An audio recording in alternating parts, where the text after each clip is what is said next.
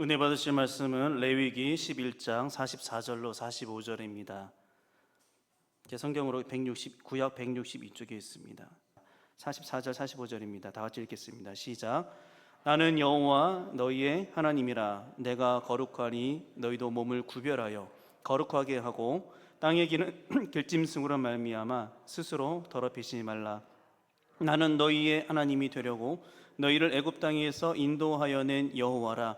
내가 거룩하니 너희도 거룩할지어다. 아멘. 우리 그리스도인들에게 소망이 있다면 아마도 하나님을 닮는 것일 겁니다.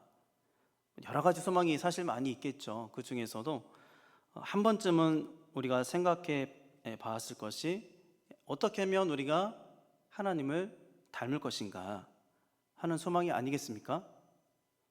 어째 표정이 그러십니까? 맞습니까? 네, 저만 그런 건 아니겠죠. 네. 그러면 우리는 왜 하나님을 닮고 싶어 하는 걸까요? 그분이 좋으니까, 그분이 좋아서 닮고 싶은 거겠죠. 나중에 다시 또 말씀드리겠지만 사람은 자신이 바라보는 존재를 닮게 되어 있습니다. 우리는 예수의 피로 구원받은 하나님의 자녀이기 때문에 하나님을 닮고 싶어 하는 소망은 지극히 자연스러운 것이죠. 우리가 하나님을 닮기 위해서는요, 하나님은 어떤 분이신가를 좀 알아야 됩니다. 소요리 문답에 정의를 하고 있습니다. 하나님은 어떤 분이신가? 이렇게 소개를 하고 있습니다. 하나님은 신이신데 그의 존재하심과 지혜와 권능과 거룩하심과 공의와 인자하심과 진실하심이 무한하시며 불변하시다. 무슨 말인지 좀 어렵습니다. 그래서 이야기 교리산책이라는 책이 있는데요, 거기에서 추가 설명을 하고 있는데 크게 세 개의 단락으로 좀 나눠서 설명을 하고 있습니다. 첫 번째, 하나님 어떤 분이신가? 창조주 하나님이시다. 두 번째, 하나님 어떤 분이신가? 거룩하신 하나님. 세 번째, 하나님 어떤 분이신가? 인자하신 하나님. 이렇게 세 가지로 나누어서 설명을 하고 있습니다. 그러니까 교리적으로 우리가 이렇게 정의를 좀 할 수 있는데 교리적으로 이렇게 정의를 한다고 하지만 우리가 성경을 보면 하나님은요, 때로 무서운 학생 주임 선생님처럼 여겨지기도 하고요, 때로는 푸근하고 따뜻한 이미지의 시골 할머니처럼 여겨지기도 합니다. 자, 그런데 예수를 믿는 사람들이라면 공통적으로 알 수 있는 것이 하나님은 거룩하신 분이다라는 것이죠. 그렇다면 거룩의 의미는 과연 뭘까요? 거룩의 의미를 우리가 또 알아야 될 것 같습니다. 많은 분들이 아마 대부분 알고 계실 것 같은데요, 거룩이라는 것은요, 구별되었다라는 뜻입니다. 또는 분리되었다, 이런 뜻입니다. 하나님은 이 세상 온 피조물과 구별된 존재이시다. 구별되었다. 거룩은요, 하나님의 고유적인 속성입니다. 하나님의 하나님 되심을 가리키는 용어이기 때문에 이 세상의 어떤 것도 그 자체가 거룩할 수 없다. 예를 들면 출애굽기 3장에서 모세가 하나님을 만나러 산으로 갑니다. 하나님의 산이라 이렇게 불리는데 하나님이 모세에게 말씀하시죠. 내가 선 그곳 거룩한 땅이라. 신을 벗으라, 이렇게 말씀하시죠. 자, 이때 하나님과 모세가 만난 그 산과 그 장소는 그 장소와 산 자체가 거룩이라는 속성을 원래부터 가지고 있었던 것이 아닙니다. 하나님께서 그 장소를 임재의 장소로 사용하신 것이죠. 선택하셨기 때문에 그 산과 장소가 거룩성을 부여받은 것이죠. 그렇기 때문에 그런 장소는요, 하나님께서 자신의 임재를 거두시면은요, 그 거룩성이 끝나는 겁니다. 자, 이렇게 거룩이라는 것을 우리가 설명을 할 수 있는데, 그러면 이 거룩이라는 것은 우리에게 주어지는 것이 아닐까요? 하나님이 소유한 이 거룩함을 우리는 소유할 수 없는 것일까요? 결론부터 말씀드리면 그렇지 않습니다. 오늘 본문을 통해서 알 수 있듯이 하나님께서는 자기 백성이 거룩하게 되기를 바라고 계신다. 자, 오늘 본문을 다시 한 번만 보겠습니다. 44절 45절. 나는 여호와 너희의 하나님이라. 내가 거룩하니 너희도 몸을 구별하여 거룩하게 하고 땅에 기는 길짐승으로 말미암아 스스로 더럽히지 말라. 나는 너희의 하나님이 되려고 너희를 애굽 땅에서 인도하여 낸 여호와라. 내가 거룩하니 너희도 거룩할지어다. 자, 우리가 너무나 잘 알고 있는 말씀이죠. 그런데 가만히 보면 내가 거룩하니 너희도 거룩하라, 이 말씀이 어디와 연결되어 있느냐? 음식과 연결되어 있습니다. 11장 2절 한번 보겠습니다. 11장 2절 성경책 있으시면 한번 보세요. 이스라엘 자손에게 말하여 이르라 육지의 모든 짐승 중 너희가 먹을 만한 생물은 이러하니, 이렇게 하면서 음식에 대해서 쭉 설명을 하고 있습니다. 그래서 11장 전체가 음식에 관한 법이라고 보시면 돼요. 11장 전체가, 레위기 11장 전체가. 우리 레위기를 잠깐 설명을 드리면, 레위기를 구분할 때 11장부터 16장까지 정결법에 대해서 이야기를 하고 있습니다. 정결법이 뭐냐면 거룩한 것과 속된 것, 부정한 것과 정결한 것을 분별을 어떻게 하느냐, 이 내용을 11장부터 16장까지 기록을 하고 있습니다. 그 중에서도 11장은 뭐냐면 음식에 관한 법인 거예요. 음식법. 그래서 음식의 정결과 부정이 어떻게 나누어지느냐에 대한 기록을 11장에서 하고 있습니다. 그래서 11장은 우리가 좀 크게 세 덩어리로 좀 나눌 수 있는데, 1절부터 23절까지 먹어도 되는 짐승이 있고 먹어서는 안 되는 부정한 짐승이 있다. 자, 그래서 그 구분하는 법에 대해서 기록을 하고 있고요. 24절부터 43절까지, 24에서 43절은요 짐승의 주검에 접촉했을 때 발생하는 정결과 부정의 문제를 다루고 있습니다. 짐승의 사체를 만졌을 때. 그리고 마지막 44절부터 47절까지는 신학적인 측면과 더불어서 결론을 다루고 있습니다. 자, 그러면 이런 생각이 듭니다. 과연 이 거룩과 음식이 어떤 연관이 있길래 하나님께서는 이것을 연결해서 말씀하시는 것일까? 자, 우리가 이것을 먼저 이해하기 위해서는요 시내산 언약을 좀 알아야 됩니다. 출애굽기 19장으로 한번 가보겠습니다. 4절부터 6절 제가 읽어드리겠습니다. 내가 애굽 사람에게 어떻게 행하였음과 내가 어떻게 독수리 날개로 너희를 업어 내게로 인도하였음을 너희가 보았느니라. 세계가 다 내게 속하였나니 너희가 내 말을 잘 듣고 내 언약을 지키면 너희는 모든 민족 중에서 내 소유가 되겠고 너희가 내게 대하여 제사장 나라가 되며 거룩한 백성이 되리라. 너는 이 말을 이스라엘 자손에게 전할지니라. 하나님이 시내산에서 이스라엘 백성에게 주신 말씀입니다. 그러니까 이스라엘 백성은요 이 언약과 율법을 잘 지킴으로써 제사장 나라가 되고요 거룩한 백성이 되어야 하는 것입니다. 자, 음식법은요 같은 의미입니다. 음식법도 같은 의미예요. 마찬가지로 이 음식법을 잘 지킴으로 인해서 제사장 나라 거룩한 백성이 되어야 한다. 같은 의미로 보시면 되겠습니다. 그래서 우리가 11장 41절 한번 보시면은요 땅에 기어다니는 모든 길짐승은 가증한즉 먹지 못할지니, 이렇게 시작을 해서 오늘 본문까지 이어집니다. 오늘 본문 다시 한번 보시면 44절에 땅에 기는 길짐승으로 말미암아 너희를 스스로 더럽히지 말라. 그리고 이어서 내가 거룩하니 너희도 거룩할지어다, 이렇게 말씀하고 있거든요. 자, 그러니까 길짐승으로 인해서 더럽혀지는 것을 경고하고 계시는데 계속해서 음식과 거룩을 함께 연결시켜서 설명하고 있다는 것입니다. 무슨 말이냐면 결국에 이스라엘 백성들은 주변 민족들과 확연히 구분되는 이 음식법을 가지고 있어야 된다는 겁니다. 그래서 그 음식법의 준수를 통해서 우리는 거룩한 하나님의 백성이구나, 이런 정체성을 갖고 살아야 된다는 것이죠. 참고로 유대교에서는요 이 음식법과 안식일법을 가장 중요한 법으로 여긴다고 합니다. 그 정도로 이 음식법은요 거룩한 백성을 나타내는 어떠한 기준이 될 만큼 중요하다라고 할 수 있습니다. 자, 그렇기 때문에 이 음식을 먹는 음식을 구별함으로써 몸을 지키고 거룩함도 지켜야 한다. 그래서 하나님께서 이 음식법을 통해서 이 거룩에 대해서 설명을 하고 있는 것이죠. 그러면 한 가지 또 드는 생각이, 그러면 지금은 이것을 지켜야 되는 겁니까? 지금 우리 시대에도 이 음식법을 지켜야 되는 겁니까? 사실 이 문제 때문에 우리가 많이 혼란을 겪고 있습니다. 결론부터 말씀드리면 신약 시대를 사는 우리에게는 이 법이 적용되지 않습니다. 만약 지금도 이 법을 지켜야 한다라고 한다면 여러분 우리 추어탕, 장어탕 끓여 먹으면 안 됩니다. 이거 드시면 안 됩니다. 경상도를 대표하는 음식이라고 할 수 있는데 저도 장어탕을 여기서 처음 먹어봤는데 이런 음식 먹을 수가 없습니다. 그러니까 분명히 알아야 될 것은 뭐냐면 신약 시대에 들어와서 정결한 이스라엘 백성과 부정한 이방인의 구분, 이게 완전히 철폐되었다, 없어졌다는 겁니다. 누구든지 그리스도를 통해서 거룩한 하나님의 백성이 될 수 있게 되었다. 이게 신약 시대에 사는 우리에게 주신 하나님의 은혜인 겁니다. 자, 이제는 더 이상 이 음식물의 차별화가 사람 사이에 구분이 되진 않습니다.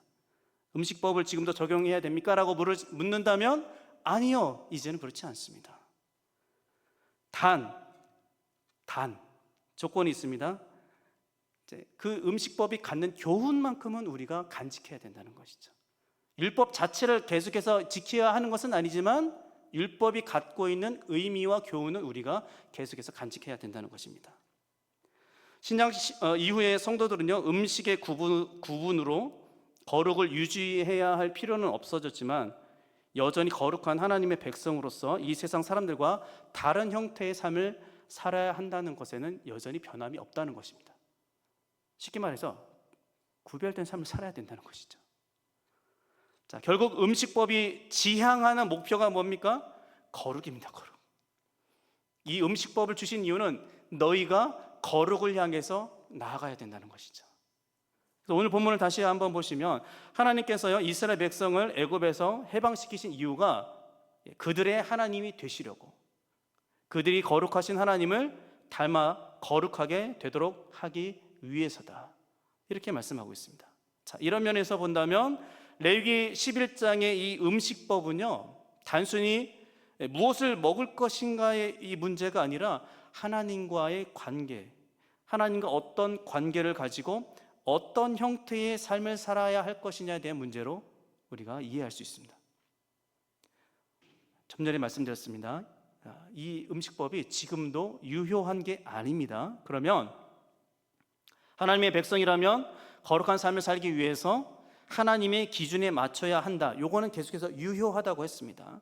자, 그런 면에서 레위기의 이 음식법은요, 우리 삶의 모든 영역에서 단순히 그냥 구원받고 천국에 들어갈 때까지 막연하게 기다리면서 살아가는 그런 사람들이 되지 말고 거룩한 하나님을 닮아가야 하는 소명을 가진 자가 되어야 한다는 것을 가르쳐주고 있는 것이죠. 바울 사도는 이렇게 말씀합니다. 고린도전서 10장 31절입니다. 그런즉 너희가 먹든지 마시든지 무엇을 하든지 다 하나님의 영광을 위하여 하라. 자, 우리가 거룩한 백성이 된다는 것은요, 그분의 거룩성을, 그러니까 거룩하심을 쫓아가는 것이고요, 우리의 모든 행위가 하나님께 초점이 맞춰져 있어야 하는 것입니다. 자, 이에 대해서 베드로 사도는 또 이렇게 말씀합니다. 베드로전서 1장 15, 16절. 자, 오직 너희를 부르신 거룩한 이처럼 너희도 모든 행실에 거룩한 자가 되라. 기록되었으되 내가 거룩하니 너희도 거룩할지어다 하셨느니라. 내가 거룩하니 너희도 거룩할지어다, 레위기 오늘 본문과 베드로전서 1장 16절 딱 두 번 나옵니다. 베드로가 이 구약의 말씀을 인용하면서 뭐라고 합니까? 모든 행실에서 거룩한 삶을 살아야 된다, 이렇게 요청을 하고 있습니다. 거룩하신 하나님을 섬기는 성도는 모든 행실에서 거룩한 자가 되어야 한다 말씀하는 것이죠. 우리가 수없이 많이 들어왔습니다. 거룩하게 사십시오, 거룩하게 살아야 됩니다, 그렇게 되어야 합니다. 왜요? 그럼 이유가 뭡니까 도대체? 자꾸 그렇게 들어왔는데, 알고 있는데, 그러면 왜 그렇게 살아야 됩니까? 간단합니다. 우리를 부르신 하나님이 거룩하시기 때문에 그렇습니다. 당연한 말이죠. 너무나 당연한 말이죠. 그런데 잘 생각해 보십시오. 부르심을 받은 자죠. 우리가 부르심을 받았습니다. 하나님이 부르심을 받았잖아요. 그러면 우리를 부르신 자가 있습니다. 그렇죠? 누가 부르셨어요? 하나님이 부르셨습니다. 부르심을 받은 사람은 부르신 자를 닮아가게 되어 있습니다. 다시 한번요. 부르심을 받은 사람은 부르신 자의 성품을 닮아가게 되어 있습니다. 사자성어 중에 부전자전이란 말이 있습니다. 아시죠? 국어사전의 의미를 보니까 이렇습니다. 아들의 성격이나 생활 습관 따위가 아버지로부터 대물림된 것처럼 같거나 비슷하다, 이런 뜻입니다. 아버지와 아들이 어찌나 똑같은지, 외모는 말할 것도 없고 하는 행동이나 성품이나 뭐 식생활이나 이게 정말 똑같은 경우가 많이 있습니다. 6년 전이죠. 6년 전에 저희 집 막내가 막 태어났을 때입니다. 저희 막내가 태어난 지 얼마 안 되었을 때 일입니다. 막 갓난아기니까 우리 권사님들께서 영어부 예배 시간에 또 이렇게 아이를 봐주신다고 저희 막내를 이렇게 품에 안고 봐주셨는데, 저는 몰랐는데 나중에 들었습니다. 그때 권사님들이 하셨던 말씀이, 분명 도유리를 안고 있는데 기분은 꼭 연목사님을 안고 있는 것 같다. 저는 잘 모르겠습니다. 주변에서 그런 말씀을 많이 하셨다고 그러시더라고요. 근데 지금 젊은 부부에도 사실 그런 분이 좀 몇 분 있습니다. 분명히 아기를 안고 있는데 아빠를 안고 있는 것 같은 그런 기분. 하나님의 자녀라면요, 당연히 하나님의 성품을 닮아야 하는 것입니다. 총신 신대원 교수님 중에 이 레위기를 가르쳐 주신 은사님이 계신데요, 이 교수님께서 이제 영국에서 유학하실 때 그때 당시 영국 여인들의 모습을 자주 보면서 인상 깊었던 점이 하나 있었다고 합니다. 굉장히 많은 영국 여인들이 화장, 헤어스타일, 패션 이런 것들이 그 한 사람을 닮아가고 있는데 다이애나 황태자비였다고 합니다. 다이애나 황태자비와 전부 모든 여성이 거의 비슷했다는 것이죠. 왜냐하면 영국 여인들에게는요, 롤모델이었어요. 그렇기 때문에 많은 여인들이 의식적이지 않지만 무의식적으로 그녀를 흉내낸 것이 아닌가, 이런 생각을 하셨다고 합니다. 무슨 말이냐면, 하나님께서는요, 자신이 선택하시고 출애굽시키시고 언약을 맺어주셨던 당신의 백성들이 당신의 모습을 담기를 원하신다는 것이죠. 하나님을 섬기는 자라면 당연히 하나님을 섬겨야 합니다. 성도의 모습은요, 거룩한 하나님의 모습을 비추는 거울이 되어야 하는 것입니다. 그러면 우리는 어느 정도로 하나님을 닮아야 될까요? 다시 말하면 하나님을 닮아야 하는 영역이 따로 있을까요? 따로 정해져 있는 걸까요? 아닙니다. 아까 중간에도 잠깐 말씀드린 것 같은데, 삶의 모든 영역이 하나님을 닮아야 되는 겁니다. 베드로전서 다시 한번 보겠습니다. 베드로전서 1장 15절 16절.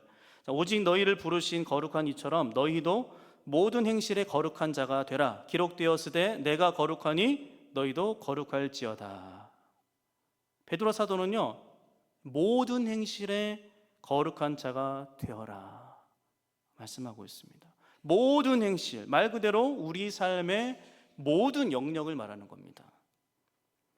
실례로 오늘 음식법에 대해서 말씀드렸습니다. 사실 이 먹는 문제는요, 삶의 가장 원초적이고 기본적인 문제죠. 그런데 가장 기본적인 것부터 우리는 하나님을 닮아야 하는 것입니다. 그리고 그것을 토대로 더 큰 문제들까지도 우리는 하나님을 닮아야 되는 것입니다. 어떤 부분은 거룩하게 살고 어떤 부분은 그렇게 안 살아도 되는 게 아니라는 것이죠. 교회에서는 직분이 있어요. 네, 다 그렇게 열심히 봉사, 헌금 열심히 하십니다. 그런데 밖에 나가면은요, 안 다니는 사람만 못해요. 그 사람보다 더 못해요. 불법을 행하고 비자금 조성하고 뭐 부도덕한 짓을 많이 그렇게 행하고, 절대로 그래서는 안 된다.